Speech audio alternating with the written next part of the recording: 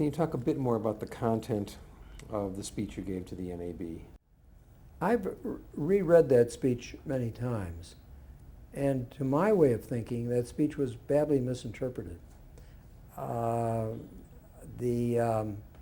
speech, in many ways, did not. It didn't. It didn't condemn all of television. It said there are great things in television which are unique in uniting the country and serving the country, but that you have got to remember, you, the broadcasters, have got to remember that you are trustees. You are trustees for all of us. That you have got to pay more attention to your obligations to children.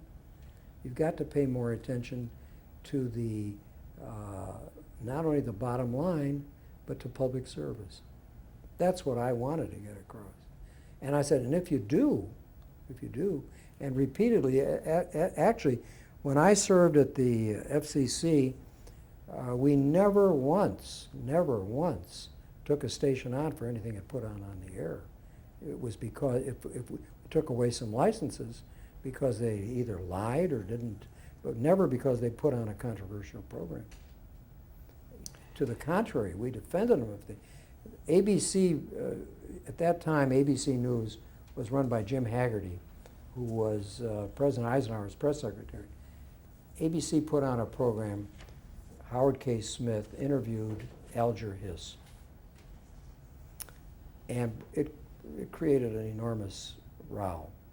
And everybody was calling ABC communists and how terrible, and the government should do something about it. Haggerty called me, and I said, we'll defend you on that. I said, you've got a right to deal with controversial issues, which we did. I mean, so in other words, if somebody stuck their neck out on a controversy, their best friend was at the FCC. Interesting that the reaction in the room when you gave the speech at NAB was so pronounced, so strong, because somewhere that must be an indication of something that people were feeling. I think I know what it was, because that night I went to an NAB dinner and I sat next to one of the NAB officers. He says, you know, he said, now that I meet you, you're a nice guy. How come you're so tough on us today?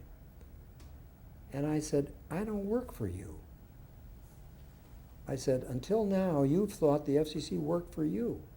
I said, I don't work for you. I work for the viewers, not for you.